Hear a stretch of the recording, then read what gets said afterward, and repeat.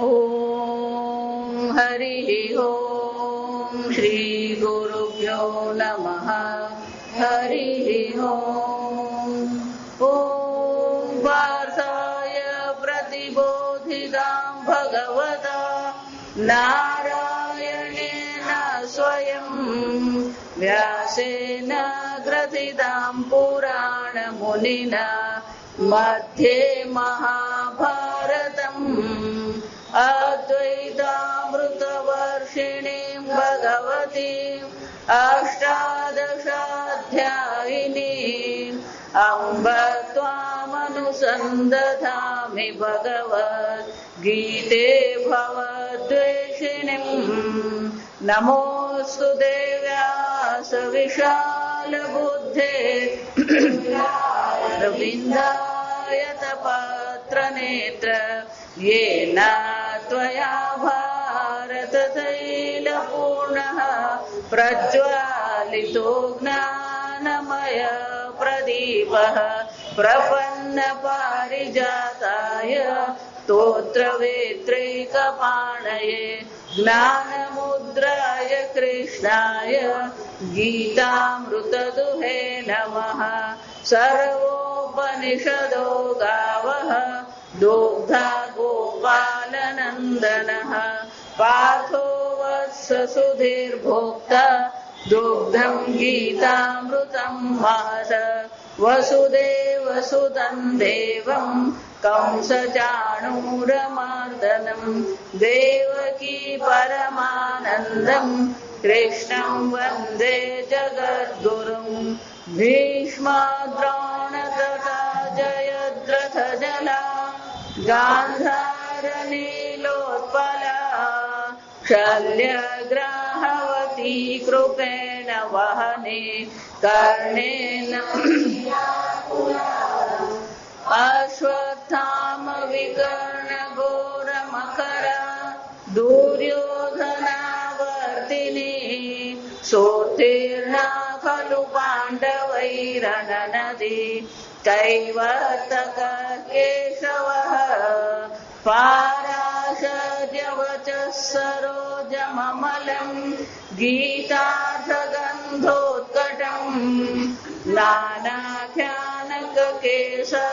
ಹರಿಕಥಾ ಸಂಬೋಧನಾ ಬೋಧಿತಂ. ಲೋಕೆ ಸಜ್ಜನ ಷಟ್ಪದೈರಹರಃ ಪೇಪೀಯಮಾನಂ ಮುದಾ ಭೂಯಾತ್ ಭಾರತ ಪಂಕಜಂ ಕಲಿಮಲ ಪ್ರಧ್ವಂಸಿನ ಶ್ರೇಯಸೇ. ಮೂಕಂ ಕರೋತಿ ವಾಚಾಲಂ ಪಂಗುಂ ಲಂಘಯತೆ ಗಿರಿಂ ಯತ್ಕೃಪಾತಮಹಂ ವಂದೇ ಪರಮಾನಂದ ಮಾಧವಂ. ಯಂ ಬ್ರಹ್ಮಾ ವರುಣೇಂದ್ರ ರುದ್ರ ಮರುತಃ ಸ್ತುನ್ವಂತಿ ವೇದೈ ಸಾಂಗಪದಕ್ರಮೋಪನಿಷದೈಃ ಗಾಯಂತಿ ಯಂ ಸಾಮಗಾಃ. ಧ್ಯಾನಾವಸ್ಥಿತತದ್ಗತೇನ ಮನಸಾ ಪಶ್ಯಂತಿ ಯಂ ಯೋಗಿನಃ ಯಸ್ಯಾಂತಂ ನ ವಿದುಃ ಸುರಾಸುರಗಣಾಃ. ದೇವಾಯ ತಸ್ಮೈ ನಮಃ. ಓಂ ಸಹನಾವವತು ಸಹನೌ ಭುನಕ್ತು ಸಹ ವೀರ್ಯಂಕರವಾವಹೈ ತೇಜಸ್ವಿನಾವಧೀತಮಸ್ತು ಮಾ ವಿದ್ವಿಷಾವಹೈ. ಓಂ ಶಾಂತಿ ಶಾಂತಿ ಶಾಂತಿ. नवमोध्याय श्लोक 4. मया ततमिदं सर्वं जगदव्यक्तमूर्तिना मत्स्थानि सर्वभूतानि न चाहं तेषु वस्थितम् न च मत्स्थानि भूतानि पश्य मे योगमैश्वरम् ભૂતભૃન્ન ચ ભૂતસ્થઃ મમાત્મા ભૂત ભાવનઃ.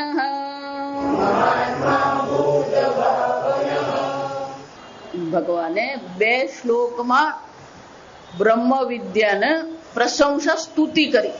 રાજ વિદ્યા રાજગુહ્યમ પવિત્રમિદમ ઉત્તમમ. આ ઉત્તમ વિદ્યા છે.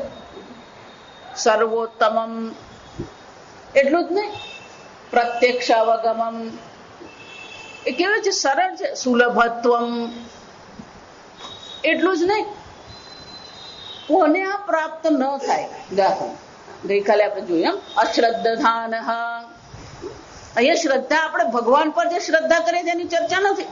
આપણી શ્રદ્ધા શાના પર હોવી જોઈએ? આ બ્રહ્મ જ્ઞાન પર આપણને શ્રદ્ધા હોવી જોઈએ. આ બ્રહ્મ જ્ઞાન મારું કલ્યાણ કરનાર છે. બીજી બધી વસ્તુ છે કલ્યાણ કરનાર નથી. ધર્મ કરીએ, જપ કરીએ, પણ એ બધી વસ્તુ કેવી છે? આપણે અનિત્ય ફળ આપનાર છે. બીજું એની કોઈ ગેરંટી નથી. હું વારંવાર એટલે એક જ દ્રષ્ટાંત આપું. તમારી પાસે 5 લાખ રૂપિયા હોય ને બેંકમાં તમે મૂકી આવો, પણ બેંક વાળાને પૂછો કેટલા ટકા આપશે, કેટલા વખત માટે, તું તાર મૂકી જાય ને જેટલા હોય એટલા તું મૂકી જાય, મૂકી આવો 5 લાખ. તો ધર્મ જે છે, જપ જે છે, તપ છે, આ છે પુણ્ય. પણ એ પુણ્ય તમને ક્યારે મળવાનું, કેટલું મળવાનું ખબર છે? અને છતાં પણ આપણને વધારે શ્રદ્ધા ક્યાં છે?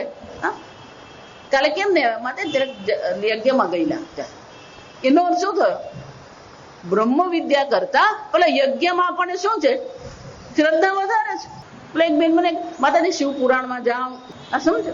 એટલે ભગવાન શું કે છે? અશ્રદ્ધાન. શ્રદ્ધા હોવી જોઈએ. શ્રદ્ધા નહીં, નિષ્ઠા હોવી જોઈએ. શું હોવી જોઈએ?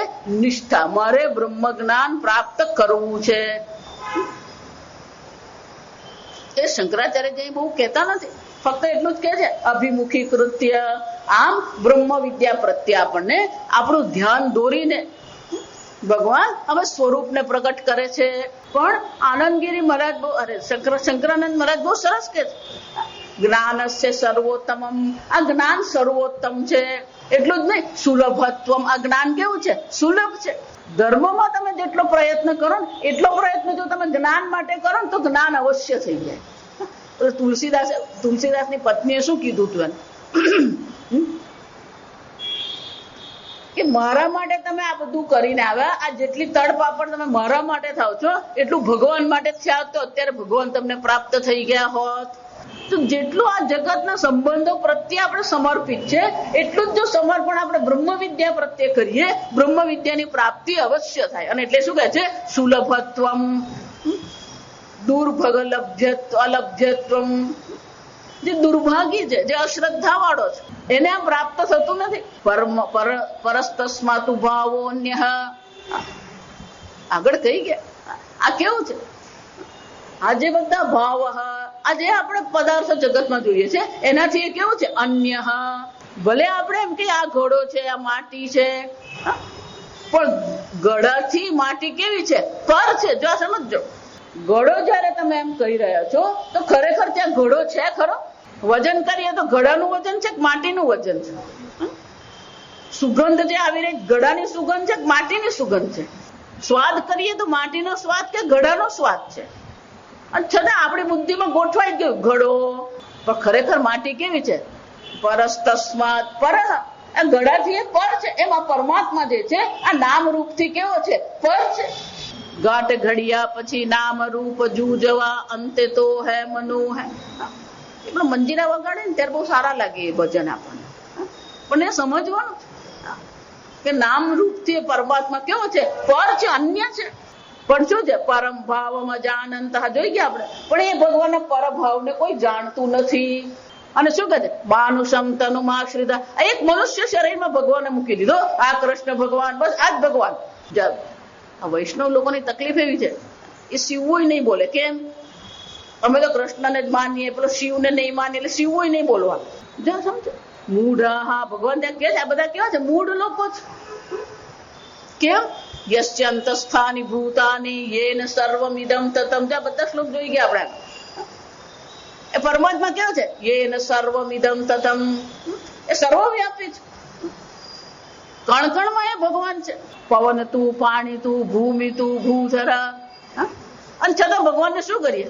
એક આકારમાં, એક દેશમાં.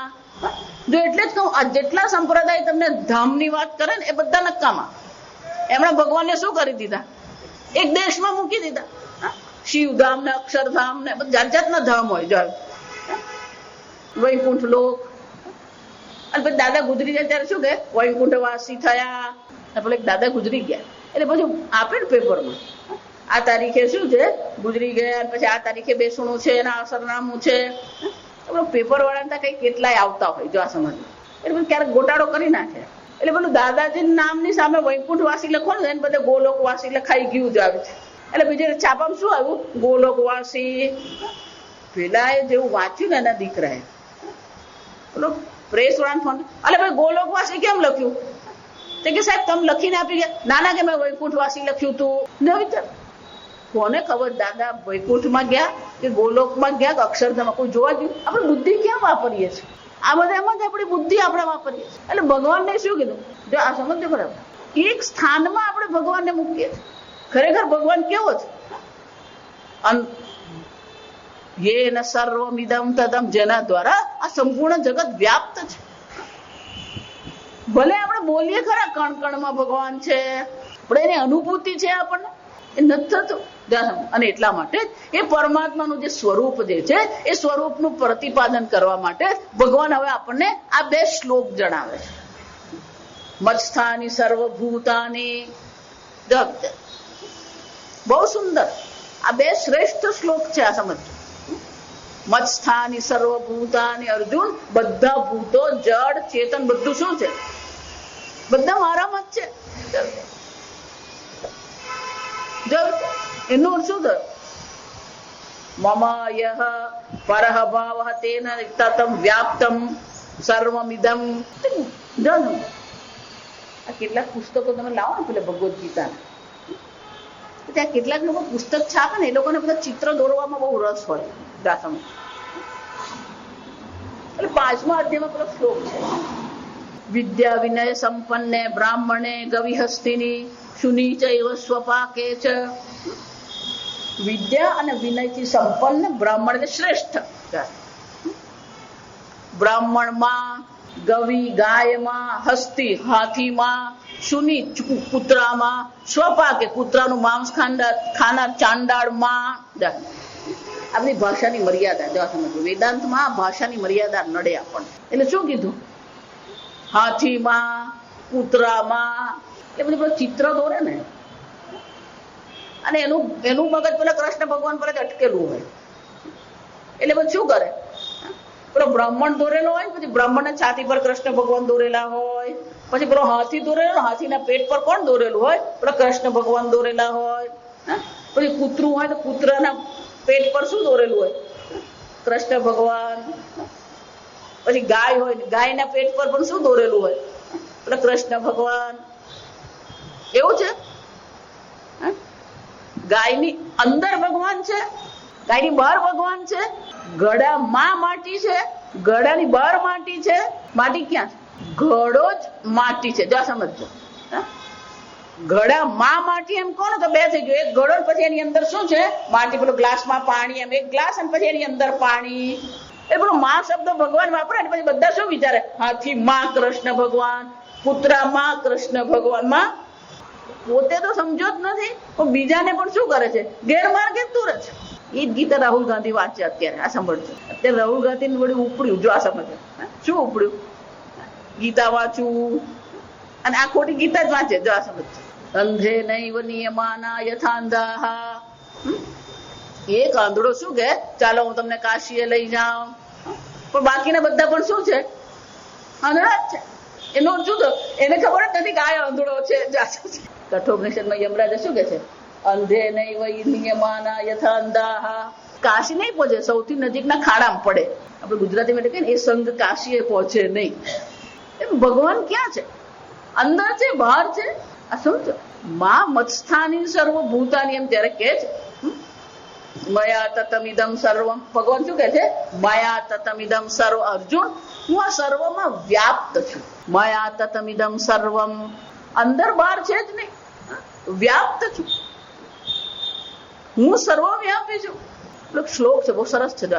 અંત શૂન્ય બહિશૂન્ય શૂન્ય ઇવ અંબરે ઘટ. આ કુંભ છે. અંત શૂન્ય, ઘોડાની અંદર આકાશ છે. બહિશૂન્ય, ઘડાની બહાર પણ શું છે? તો ઘડામાં આકાશ છે, ઘડાની બહાર આકાશ છે. અંત શૂન્ય બહિશૂન્ય શૂન્ય કુંભ ઇવ અંબરે. ત્યાં આપણે સૂર્યોદય જેવું જ છે. આ સમજ, પૂર્વ દિશામાં સૂર્ય ઉગે છે. આ બધા ભણીને જ આવ્યા, ગોખીને આવ્યા. સૂર્ય પૂર્વ દિશામાં ઉગે છે. સૂર્ય પૂર્વ દિશામાં ઉગે છે. જે દિશામાં સૂર્ય ઉગે એને શું કહેવાય? પૂર્વ દિશા. તો આપણે શું કહીએ? ગડામાં આકાશ, પછી નામ આપીએ ઘટાકાશ. ઘડાકાશ છે. અમારું વાક્ય સાંભળજો. ગડામાં આકાશ છે કે આકાશમાં ઘડો છે? હે? ગડામાં આકાશ નથી, આકાશમાં ઘડો છે. અંદર પણ આકાશ જ છે, બહાર પણ શું છે? આકાશ જ છે. અને એટલે ભગવાન શું કહે છે? માયા તતમિદમ સર્વમ જગદ વ્યક્ત મૂર્તિના. આ સંપૂર્ણ જગતમાં શું છે? વ્યાપ્ત છે. એક આકાર, એક દેશ એ પરમાત્મા નથી. મયા તતમિદમ સર્વમ મમ યહ પરહ ભાવ પરમ. અર્જુન, મારું જે સ્વરૂપ જે છે, ભગવાન શું કહે છે? હે અર્જુન, આ મારું જે પરભાવ એટલે કે આ મારું જે સચ્ચિદાનંદ સ્વરૂપ જે છે, એ સચ્ચિદાનંદ સ્વરૂપ કેવું છે? તતમ વ્યાપ્તમ સર્વત્ર છે. જો વિચાર, જયારે તમે ઘડો જુઓ છો ત્યારે માટી જુઓ કે નહીં જુઓ? માટી જોયા વગર ઘડાના દર્શન થાય? જળના દર્શન કર્યા વિના તરંગના દર્શન થાય? તો આપણે જોઈ ગયા આગળ 7મા અધ્યાય કે આ બધું જગત ક્યાંથી ઉત્પન્ન થયું? મત્તઃ પરાધર. અર્જુન, આ બધું મારામાંથી જ ઉત્પન્ન થયું. માટીમાંથી ઘડો બન્યો હોય તો ઘડો માટી છે. તો આ જગત પરમાત્મામાંથી ઉત્પન્ન થયું. તો આ જગત શું છે? બહાર અંદર નહીં, આ સર્વ શું છે? ભગવાન શું કે છે? આ મારા દ્વારા જ વ્યાપ્ત છે. એટલે કે આ બધું હું જ છું. માતાજી, આ જગત પરમાત્મા પણ મને તો દેખાતું જ નથી. મને તો કેરી, હાફૂસ કેરી સિવાય કઈ દેખાય જ નહીં અત્યારે. માતાજી સવારે ઉઠે ત્યારે કેસર કેરી, બપોરે ખાઈએ ત્યારે કેસર કેરી, રાત્રે જમીએ ત્યારે હાફૂસ કેરી, અને સુઈ જાય ત્યારે પણ શું હોય? કેરી જ હોય. મારે ઘરમાં દાખલ થાવ એટલે કેરીની સુગંધ શરૂ થઈ જાય. આમ્રમય વલસાડ. કેરી દેખાય, પરમાત્મા દેખાય. દસમ કેમ? જગત અવ્યક્ત મૂર્તિના. અવ્યક્ત મૂર્તિ જો સમજો. વ્યક્ત કોને કહેવાય? વ્યક્તાહ મૂર્તિ સ્વરૂપમ. વ્યક્ત એટલે આકાર. 5 ઇન્દ્રિયો દ્વારા તમે જેને ગ્રહણ કરો એને વ્યક્ત કહેવાય. શબ્દ, સ્પર્શ, રૂપ, રસ અને ગંધ. 5 વિષયો વાળું જે હોય અને 5 ઇન્દ્રિયો દ્વારા જેને ગ્રહણ કરવામાં આવે એને શું કહેવામાં આવે? વ્યક્ત. ભગવાન શું કહે છે? હું કોણ છું? અવ્યક્ત. મૂર્તિ મારું સ્વરૂપ. અર્જુન, મારું સ્વરૂપ કેવું છે? અવ્યક્ત. 5 ઇન્દ્રિયોથી ગ્રહણ થાય એવું નથી. અને એટલે શંકરાચાર્ય કહે છે ન વ્યક્તા મૂર્તિ સ્વરૂપમ યસ્ય મમ સહ અહમ અવ્યક્ત મૂર્તિ. એ 5 ઇન્દ્રિયો દ્વારા ગ્રહણ નહીં થાય. જો 6ઠા અધ્યાયમાં જોઈ ગયા આપણે, બુદ્ધિગ્રાહ્યમ અતિન્દ્રિયમ. ત્યાં શબ્દ શું કીધો? અવ્યક્ત ને બદલે શું કીધો? અતિન્દ્રિયમ. ઇન્દ્રિયોથી ગ્રહણ થઈ શકે એમ છે જ નહીં. પણ એનો અર્થ શું થયો? ભલે 5 ઇન્દ્રિયોથી તમે પરમાત્માને ગ્રહણ ન કરી શકો, પણ એનો અર્થ એવો નથી કે પરમાત્મા નથી.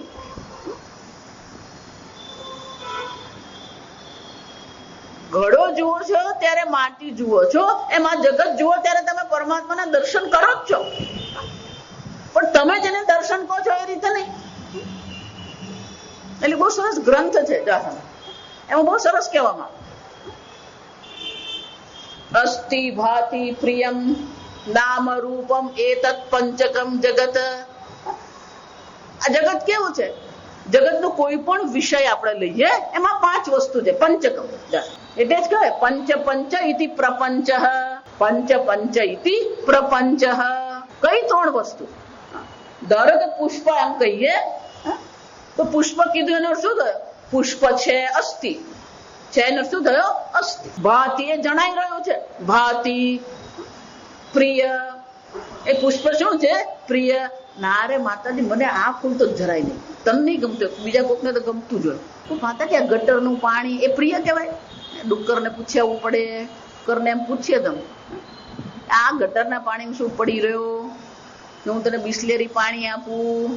અસ્થિ ભાતિ પ્રિય નામ, એનું એક નામ છે. આ ગુલાબનું ફૂલ એમ જયારે કહીએ તો ગુલાબ એ નામ છે, અને પેલું રૂપ ગુલાબ શું છે? આકાર. અસ્થિ ભાતિ પ્રિયમ નામ રૂપમ એ તત્પંચકમ જગત. આ જગત આ પાંચનું જ છે. આદ્યત્રયમ બ્રહ્મ રૂપમ. પેલા આગળ પહેલા ત્રણ જે છે આદ્યત્રય એટલે કે પહેલા ત્રણ જે છે શું છે? જગત જે છે એ પહેલા ત્રણ કેવું છે? આદ્યત્રયમ બ્રહ્મ રૂપમ એ બ્રહ્મ છે. અસ્થિ ભાતિ પ્રિય શું છે? બ્રહ્મ છે. પણ માતાજી તમે તો કીધું સચ્ચિદાનંદ છે, હવે તમે કહો અસ્થિ ભાતિ પ્રિય. અસ્થિ એટલે છે સત, ભાતિ એટલે ચિત્ત, પ્રિય એટલે આનંદ, એક જ છે. તેનું શું થાય? તમે અસ્તિત્વનો અનુભવ કરો છો કે નથી કરતા? તમે ચૈતન્યનો અનુભવ કરો છો કે નથી કરતા? તમે પ્રિયત્વનો અનુભવ કરો છો કે નથી કરતા? તતોદ્વયમ જગત રૂપ. બાકીના બે છે ને એને જગત કહેવાય. નામ અને રૂપ એ શું છે? જગત છે. પણ પહેલા ત્રણ એ કોણ છે? અસ્થિ ભાતિ પ્રિય. કેરી પણ છે, કેરી જણાય છે, કેરી પ્રિય છે, તો કેરી સચ્ચિદાનંદ થઈ કે નહીં થઈ? માતાજી પણ કેરી સચ્ચિદાનંદ એમ કહે તો ખાવાની મજા નહીં આવે. કેમ? કે માતાજી કેરી ભગવાન છે એમ કહું તો હું ભગવાનને ખાવા વાળો એટલે કોણ થઈ ગયો? ભગવાન ભોગ્ય, હું કોણ? ભોગતા. લોકોને જાત જાતની સમસ્યા હોય જાય, પણ તું પણ કોણ છે? અસ્થિ ભાતિ પ્રિય. બ્રહ્મ લટકા કરે બ્રહ્મ પાસે. ખાવા વાળો પણ બ્રહ્મ જ છે, ખાવાની વસ્તુ પણ શું છે? પણ માતાજી બ્રહ્મ ને ખાય એમ કોણ? તમે મજા નહીં આવે. હાફૂસ કેરી ખાવ એમ કોણ તો મજા આવે? એક આ જગતમાં શું છે? અસ્થિ ભાતિ પ્રિય. આપણે એને દર્શન કરીએ, પણ આપણી દ્રષ્ટિ ક્યાં અટકી ગઈ? નામ અને રૂપ પર અટકી ગઈ. નામ અને રૂપને હટાવીને જોવાનું. અસ્થિ ભાતિ પ્રિય એ પરમાત્મા છે. એનો અર્થ શું થયો? સર્વત્ર પરમાત્માનું દર્શન છે કે નથી? અસ્થિ ભાતિ પ્રિય. હા, ભગવાન કે છે અવ્યક્ત મૂર્તિના. પણ કે આ અસ્થિ ભાતિ પ્રિય ભગવાન છે મને કેમ ખબર પડે? તો કે છે કે ભલે એ ભગવાન અવ્યક્ત છે, ભલે 5 ઇન્દ્રિયથી ગ્રહણ ન કરી શકીએ, છતાં પણ એ પરમાત્મા કેવા છે? કર્ણ ગોચર સ્વરૂપેણ. વિચાર, ઇન્દ્રિય ગોચર નથી પણ કેવા છે? કર્ણ ગોચર સ્વરૂપેણ. એ કર્ણ એટલે શું? શબ્દ. ઇન્દ્રિયોથી ભલે તમે પરમાત્માનો વિષય નહીં કરી શકો, પણ એ કોના દ્વારા જાણી શકાય? શબ્દ એટલે કે વેદ દ્વારા, શાસ્ત્ર દ્વારા તો કયું થઈ શકે? શાસ્ત્ર શ્રવણ દ્વારા. કર્ણ ગોચર સમજો, કર્ણ ગોચર એટલે કે શાસ્ત્રના શબ્દો દ્વારા એ પરમાત્માનું જ્ઞાન અવશ્ય થઈ શકે. એટલે શંકરાચાર્ય કહે છે અવ્યક્ત મૂર્તિના કર્ણ ગોચર સ્વરૂપેણ ઇત્યર્થ. સતત એ પરમાત્મા વ્યક્ત થઈ જ રહ્યા છે, સમજો, પણ આપણી દ્રષ્ટિ એના પર પડતી નથી. નામ અને રૂપ પર આપણે અટકી ગયા છે. એટલે નામ રૂપ રહિત જે પરમાત્મા અસ્થિ ભાતિ પ્રિય છે એના પર આપણી દ્રષ્ટિ નથી. છે જ પરમાત્મા. જયારે તમે એમ કહો ઘડો છે, ત્યાં સમજો તો સામાન્ય રીતે છે એમ કહે અસ્તિત્વ. છે નો અર્થ શું થાય? અસ્તિત્વ. તો ઘડો છે એમ કહીએ ત્યારે આપણા બુદ્ધિમાં શું આવે? ઘડાનું અસ્તિત્વ, ઘડાનું અસ્તિત્વ. પણ ત્યાં ઘડાનું અસ્તિત્વ છે કે માટીનું અસ્તિત્વ છે? તો એનો શું થયો? ઘડો એમ કહો એ નામ રૂપ છે, પણ છે કીધું એ કોને દર્શાવે છે? માટીને દર્શાવે. જો સમજો, ઘડો છે એમ જયારે બોલો ત્યારે છે જે છે એ કોણ છે? માટી છે. નામરૂપ ઘડો છે, હાથી છે, તો છે કોણ છે? હાથી છે નહીં. નામરૂપ હાથી છે, પણ છે કોણ છે? એ પરમાત્મા છે. દરેક વસ્તુનું જે અસ્તિત્વ જે છે એ અસ્તિત્વ કોણ છે? પરમાત્મા છે. સત સ્વરૂપ પરમાત્મા છે. સદૈવ સૌમ્ય ઇદમ અગ્રાસ. એ સત સ્વરૂપ બ્રહ્મ છે જ. અને એ પર બ્રહ્મ કેવું છે? ચિત સ્વરૂપ, એ ચૈતન્ય સ્વરૂપ છે. આનંદ સ્વરૂપ. માતાજી આ આનંદ જરા ગરબડ વાળું લાગે. કેમ? આ ગટરમાં આનંદ કહેવાય, કારેલામાં આનંદ કહેવાય? આનંદ તો છે જ. આનંદ આપણને ત્યાં લાગે છે. જો એટલે જ હું કહું બધા આપણે બધા બ્રહ્મજ્ઞાની પણ અડધા બ્રહ્મજ્ઞાની આપણે આ સમજીએ. ભગવાન કે ઈશાવાસ્ય ગુમ સર્વ, આ પરમાત્મા સર્વવ્યાપી, ત્યાં પણ એ જ કીધું. પણ આપણે બધા 50% બ્રહ્મજ્ઞાની કહેવાય. કેમ? ફાવતું હોય તો બ્રહ્મ, નહીં ફાવે તો શું થઈ ગયું? 2 લાફાઈ લગાવી દઈએ. એટલે આપણું બ્રહ્મજ્ઞાન કેવું? અને અડધું પડધું જ્ઞાન કહેવાય. ગુજરાતીમાં શું કહેવાય? એ જ્ઞાન હોય ને એ અડધું ક્યારેય હોય નહીં. જો આ સમજ. ધારો કે હું તમને એમ કહું, જો આ ગલગોટાનું ફૂલ, માતાજી અડધું ખબર પડે. અડધું ખબર પડી? જ્ઞાન ક્યારેય અડધું પડધું હોય? સ્વામીજી બહુ સરસ દ્રષ્ટાંત આપે. પેલા કૂવો કૂદવો છે, શું કરવાનું? આજે અડધો કૂવો કૂદવું, કાલે પાછીનો બાકીનો અડધો ચાલે ને. ક્યાં તો કૂવો કૂદવાનો અને ક્યાં તો કૂવો ન કૂદવાનો, પણ અડધો કૂદે ચાલે ને. એમ જ્ઞાન પણ શું છે? માતાજી 50% થઈ ગયો, 50% બાકી છે. જ્ઞાન 50% નહીં હોય. આ સમજ. ક્યાં તો જ્ઞાન છે અને જ્ઞાન નથી. એટલે નાના બાળકો સ્કૂલમાં ભણતા સાંભળતા, શિક્ષક ભણાવે અને ભણાવે ને પછી પેલું પૂછે, પેલું બાળકો કઈ સમજે નહીં. એટલે પેલા શિક્ષણ જરાક ગુસ્સો આવે. નાના બાળકો રમત ત્યાં એમાં પેલું એક બાળક જે હતું ને એનું ધ્યાન ક્યાં હતું? પેલું ઉપર હતું. તે ઉપર શું હતું? તો પેલો ઉંદર હતો. જો આ સમજ. ઉંદર આમ ફર્યા કરે એટલે પેલું નાનું બાળક બેઠું બેઠું શું કરે? પણ ઉંદર જુએ. ઉંદર જોઈને પેલો ઉંદર આમ પેલું નળિયું થોડું ઊંચું હતું ને એમાં આમ દાખલ થતો હતો ઉંદર. એ પેલું ઉંદર આમ દાખલ થતું હતું અને પેલો શિક્ષક ને આવે ગુસ્સો. એટલે પેલું ગુસ્સામાં કીધું, કઈ મગજમાં ઘૂસ્યું કે નહીં? પેલા છોકરા પેલું જોરથી બોલે ને પેલું આમ ધ્યાન એનું કેવું? એનું ધ્યાન કેવું કે પેલા સાહેબ બોલ્યા ગુસ્સી કરે કે પૂંછડી બાકી છે. શું છે? પૂંછડી બાકી છે. વિચાર એવું જ્ઞાનમાં થઈ શકે? ક્યાં તો દાખલો તમને સમજાયો અને ક્યાં તો શું છે? નથી સમજાય. અડધો સમજાય, અડધો હોય જ નહીં. જો આ વિચાર, જ્ઞાન ક્યારે અડધું નહીં હોય. ક્યાં તો જ્ઞાન હોય અને ક્યાં તો જ્ઞાન નથી. જો આ સમજ. પણ જ્ઞાન છે જ. જો આ વિચારજો. જો વારંવાર કેટલીક વસ્તુ તમને કહેતી રહું, મારે તમને જ્ઞાન આપવાનું નથી. જો આ સમજો. આપણે 7મા અધ્યાયમાં જોઈ ગયા, ભગવાન માંથી આ જગત ઉત્પન્ન થયું. આ કોઈ પણ વસ્તુની ઉત્પત્તિ જે છે, સર્જન છે, એમાં 2 કારણ છે. એક નિમિત્ત કારણ, બીજું કયું છે? ઉપાદાન કારણ. કુંભાર નિમિત્ત કારણ છે અને માટી શું છે? ઉપાદાન કારણ. પણ જયારે આ જગતની ચર્ચા કરીએ ત્યારે નિમિત્ત કારણ પરમાત્મા છે, ઉપાદાન કારણ પણ કોણ છે? પરમાત્મા છે. અભિન્ન નિમિત્ત ઉપાદાન કારણ. અભિન્ન એટલે શું છે? સામાન્ય રીતે જગતમાં નિમિત્ત અને ઉપાદાન કારણ ભિન્ન હોય. અહીંયા શું છે? અભિન્ન, એક જ છે. જો ભગવાન નિમિત્ત કારણ છે એટલે સર્જન કરનાર ભગવાન છે, તો ઘટસ્ય કરતા ઘટજ્ઞ, સર્વસ્ય કરતા સર્વજ્ઞ. ઘડા બનાવનાર ને ઘડા બનાવવાનું જ્ઞાન હોય અને ઘડા બનાવવાની કુશળતા હોય, શક્તિ. તો જેણે સર્વનું સર્જન કર્યું એને સર્વનું જ્ઞાન હોય અને સર્વ બનાવવાની એના માટે શું હોય? કુશળતા હોય. તો નિમિત્ત કારણમાં સર્વ જ્ઞાન છે અને સર્વ શક્તિ છે. બરાબર? પણ જો એ નિમિત્ત કારણ પણ ઉપાદાન કારણ પણ છે અને જ્યાં ઘડો હોય ત્યાં શું હોય? કુંભાર હોય કે માટી હોય? જો ઘડો હોય ને ત્યાં કુંભાર હોય તો ગરબડ થાય. ઘડો ઘડે લાવે ને તો ભેગો કોણ આવે? પેલો કુંભાર આવે. પેલું કપડું લઈ આવે એટલે ભેગો કોણ આવે? પેલું વણકર આવે. ગરબડ થઈ જાય. જ્યાં જ્યાં કાર્ય હોય ત્યાં પેલું ઉપાદાન કારણ હોય જ. જો પરમાત્મા ઉપાદાન કારણ છે તો આ જગતમાં કોણ વ્યાપ્ત છે? મયા તતમિદમ સર્વમ જગદ વ્યક્ત મૂર્તિના ઉપાદાન કારણ સ્વરૂપે આ જગતમાં હું કોણ છું? વ્યાપ્ત છું. સાંભળજો બરાબર. પણ એ ઉપાદાન કારણ જ નહીં, નિમિત્ત કારણ પણ છે. જો એ નિમિત્ત કારણ છે તો સર્વ જ્ઞાન અને સર્વ શક્તિ છે કે નહીં? તો પછી જ્ઞાન પણ કેવું હશે? આ તર્ક સમજાય? જો એટલા માટે તો મારા પ્રવચનમાં તો ચા પીને જ આવવાનું, તો જ ઉતરે. બાકી એ બધું પેલું અડધી પૂછડી જેવું જ છે. જો પરમાત્મા સર્વવ્યાપી છે તો જ્ઞાન પણ શું હોવાનું? સર્વવ્યાપી.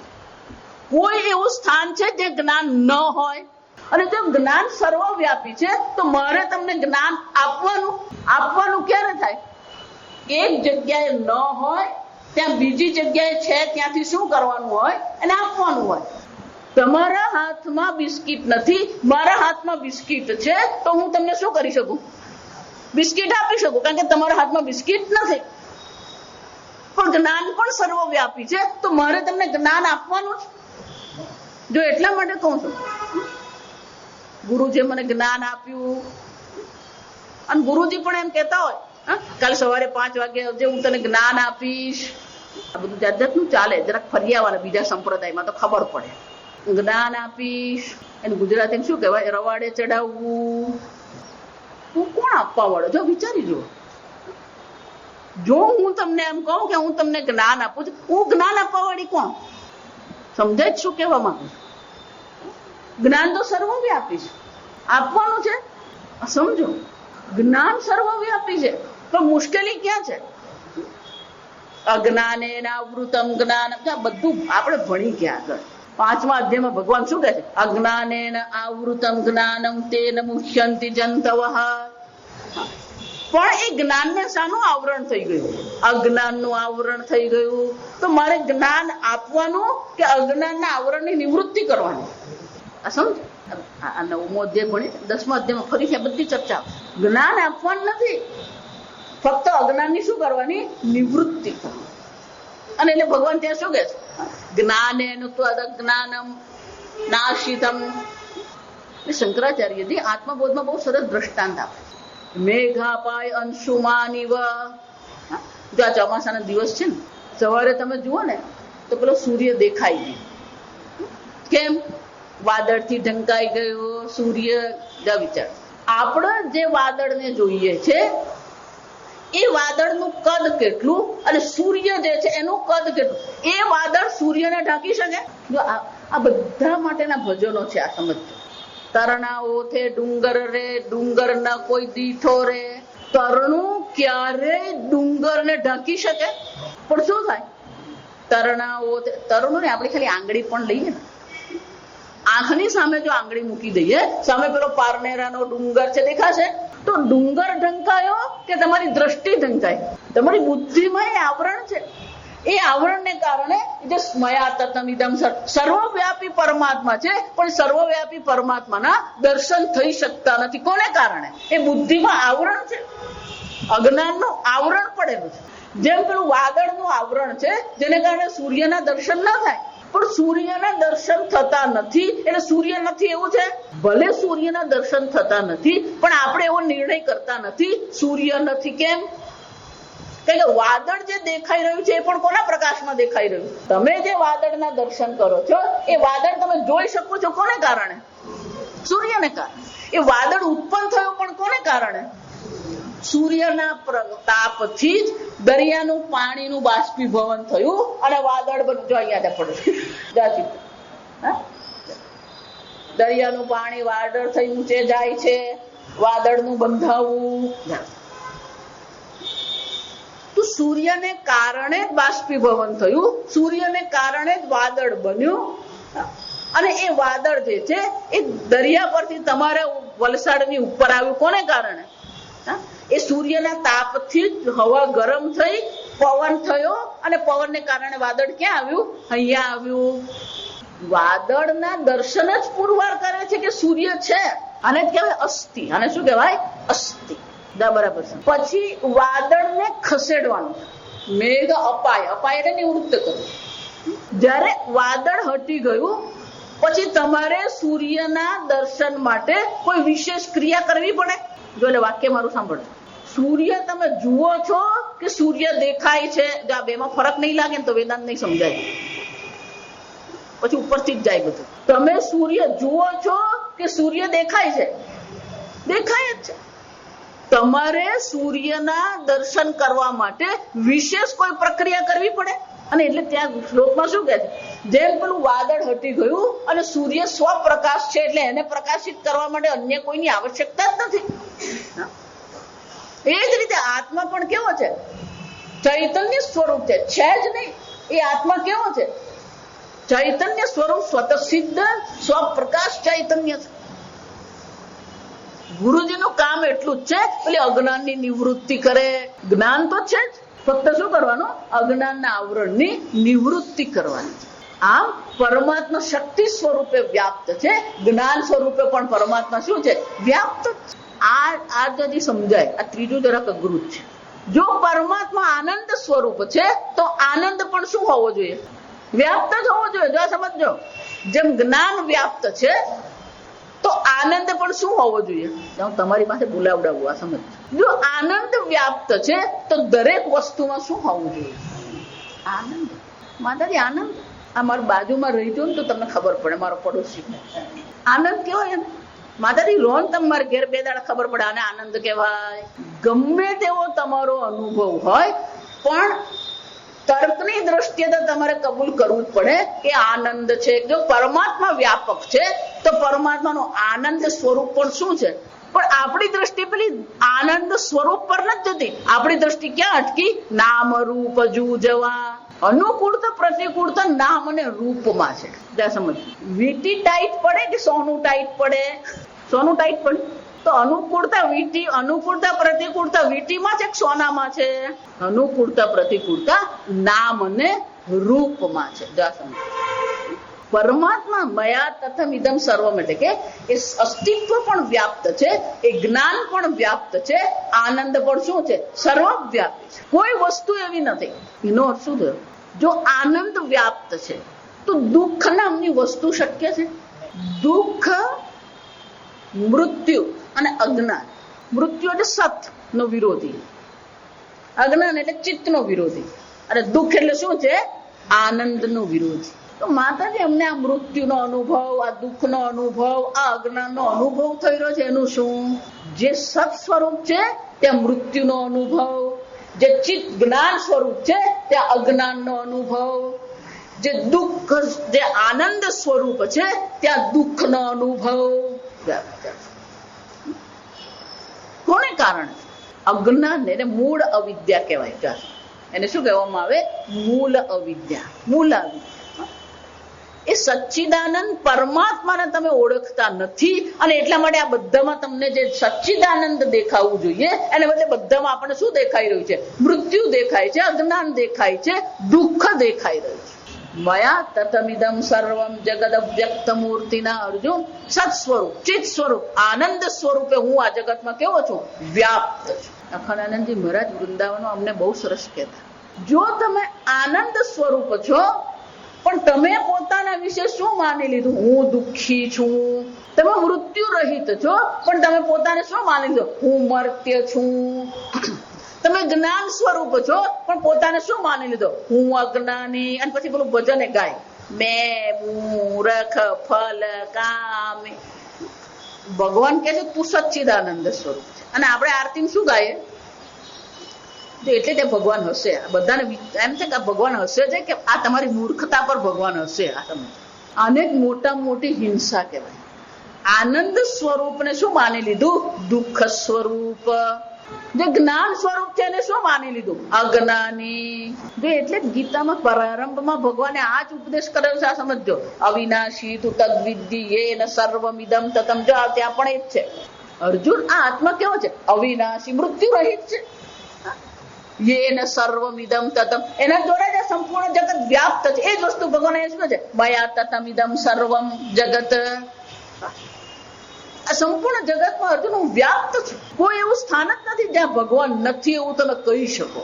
આ કેટલાક તાર્કિક લોકો છે ને, એ લોકોને પછી એ બુદ્ધિને ખંજવાડવાની બહુ મજા આવે. આ બધું ખરજવું થયું હોય ને પણ ત્યાં શું કરવાની મજા આવે? એમ એ લોકોને આ તર્કનું ખરજવું થયું હોય એટલે પછી એ તર્ક ખંજવાડ કરતો હોય. અને એ તો ખંજવાડ કરે પણ બીજાને ખંજવાડ કરી આપે. કોણે કહ્યું ભગવાન છે? અને પાછું પોતાનું નામ શું રાખે ખબર? સત્ય શોધક સભા.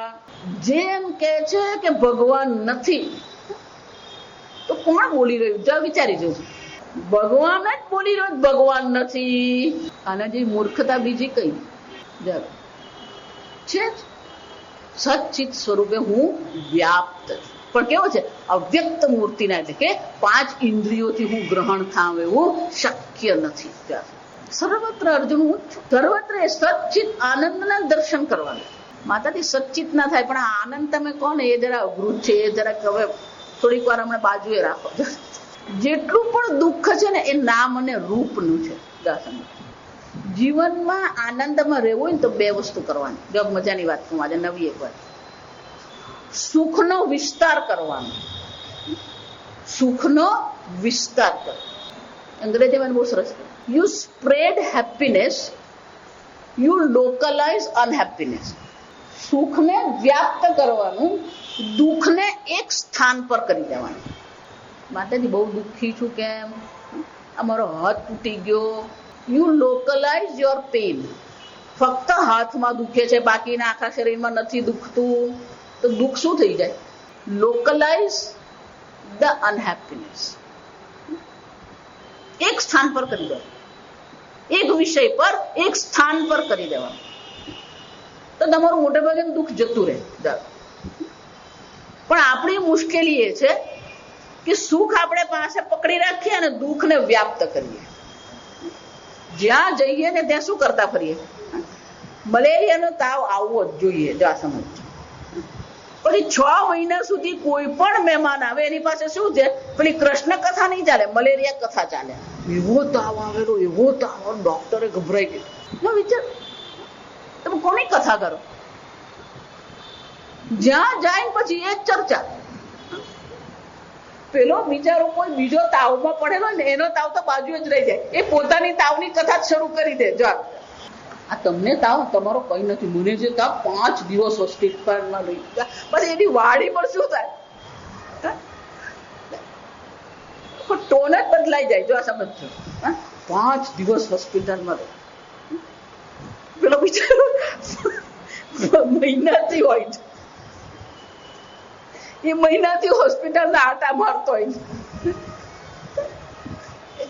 આપણે કયું જીવન જીવ? લોકલાઇઝ, અટકાવી દો. એટલે ગુજરાતીમાં એના માટે બહુ સરસ, અને કરમ કહાણી કહેવાય. શું કહેવાય? આપણે ગુજરાતીમાં શું કહે? કરમ કહાણી. સુખી થવો ને એક જ ઉપાય છે, દુઃખને લોકલાઇઝ કરવું. આખા શરીરમાં નથી દુખતું, ફક્ત ક્યાં દુખે છે? હાથ પર દુખે. એમ આપણું સંપૂર્ણ જીવન કે દુઃખમય નથી. જીવનમાં ઘણી બધી વસ્તુ છે જેને આનંદ કહેવામાં આવે, પણ આપણી બુદ્ધિ પર દુઃખ પર શું થાય? અટકી પડે. આપણો આ સ્વભાવ છે. જો સમજો, અટકી પડે. એ જ જગ્યા પર જો બુદ્ધિ અટકી ગઈ પછી પેલું બુદ્ધિ એનાથી આગળ વધે જ નહીં. એને અંગ્રેજીમાં ફિક્સેશન કહેવાય. સાયકોલોજીની ભાષામાં એને શું કહેવામાં આવે? ફિક્સેશન. સાયકોલોજીમાં ફિક્સેશન કહેવાય. અટકી પડેલો હોય આપણે એક જગ્યાએ, પછી એ ફિક્સેશન નીકળે જ નહીં. જો એક વાર આપણું ફિક્સેશન થઈ ગયું, હું દુઃખી. જો આ સમજ. એક વાર પેલું ફિક્સેશન થઈ ગયું, હું અજ્ઞાની. એક વાર પેલું ફિક્સેશન થઈ ગયું, હું મરવા વાળો, મર્ત્ય. પછી ત્યાંથી આપણી બુદ્ધિ શું છે? પેલી આગળ વધતી જ નથી. અને એટલે ભગવાન શું કહે છે? અર્જુન, મયા તતમિદમ સર્વમ જગદ વ્યક્ત મૂર્તિના, આ સંપૂર્ણ જગતમાં હું કેવો છું? વ્યાપ્ત છું. એવું કોઈ સ્થાન જ નથી. જો એટલે હું તમને કહું, જેમ પૂછતો હોય ભગવાન ક્યાં છે, પેલું પુસ્તક છે માધવ. હા, માધવ ક્યાંય નથી, મધુવનમાં છે. મધુવન એટલે સચ્ચિદાનંદ બ્રહ્મા સમજો. મધુવન એટલે વૃંદાવનનું મધુવન નહીં. આ સમજો, માધવ ક્યાં નથી? જો આ વિચારી દો, ક્યાં નથી માધવ? સમજો.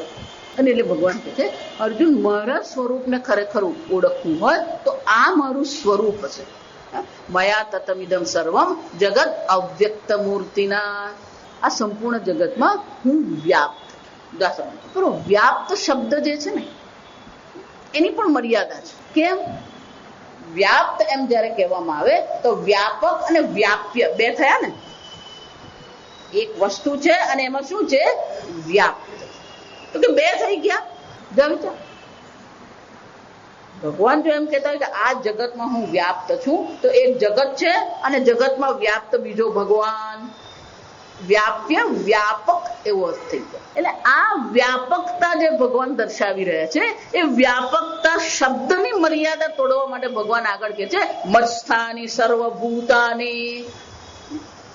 આ જગતમાં હું વ્યાપ્ત છું એ નહીં, આ ભૂતો મારામાં છે.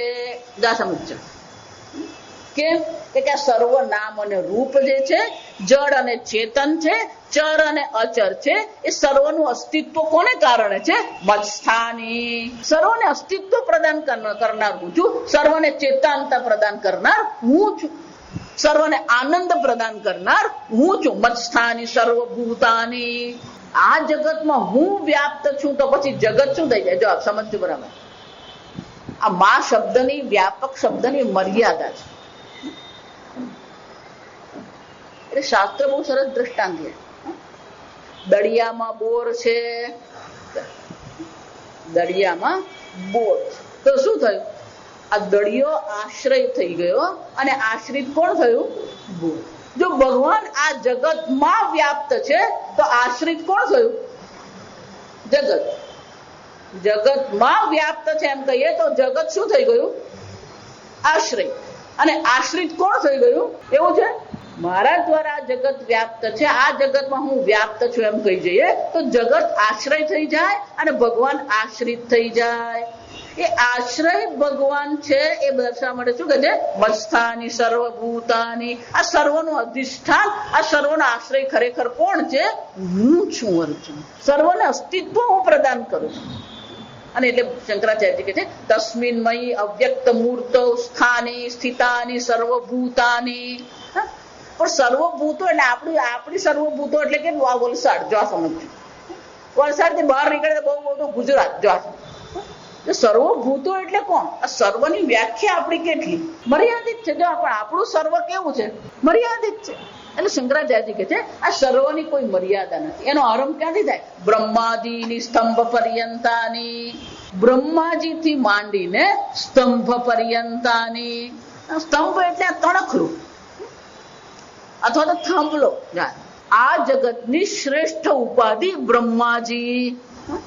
એ બ્રહ્માજી થી માંડીને એક સામાન્ય ક્ષુદ્ર ઉપાધિ જેને તણખલું કહીએ છે, એ બધા કોણ ક્યાં છે? મત્સ્થાની. બધા મારે આશ્રિત છે. હું જગત ને આશ્રિત નથી, આ સંપૂર્ણ જગત મને આશ્રિત છે. અને એટલે ભગવાન કહે છે ભલે એવું દેખાય કે આ જગત માં હું આશ્રિત છું, પણ ખરેખર શું છે? સંપૂર્ણ જગતનું અસ્તિત્વ મારે કારણે. મત્સ્થાની સર્વ ભૂતાની. આગળ આપણે આવતીકાલે. ઓમ સ્વસ્તિ પ્રજાભ્યઃ પરિપાલયન્તાં ન્યાયેન માર્ગેણ મહિં મહિષાઃ ગોબ્રાહ્મણેભ્યઃ શુભમસ્તુ નિત્યં લોકા સમસ્તા સુખિનો ભવन्तુ કાલે વર્ષતુ પર્જન્યઃ પૃથ્વી સસ્યશાલિની દેશોऽયં ક્ષોભરહિતઃ બ્રાહ્મણા સन्तુ નિર્ભયાઃ. ઓમ સર્વેષાં સ્વસ્તિર્ભવતુ સર્વેષાં શાન્તિર્ભવતુ સર્વેષાં પૂર્ણં ભવતુ સર્વેષાં મંગલં ભવતુ સર્વે ભવन्तુ સુખિનઃ સર્વે સन्तુ નિરામયાઃ સર્વે ભદ્રાણિ પશ્યन्तુ મા કશ્ચિદ દુઃખભાગ ભવેत्. અસતો મા સદ્ગમય મૃત્યોર્મા અમૃતંગમય. ઓમ પૂર્ણમદ પૂર્ણમિદં પૂર્ણાત પૂર્ણમુદચ્યતે પૂર્ણસ્ય પૂર્ણમાદાય પૂર્ણમેવાવશિષ્યતે. ઓમ શાંતિ શાંતિ શાંતિ. હરિ ઓમ શ્રી ગુરુભ્યો નમઃ. હરિ ઓમ.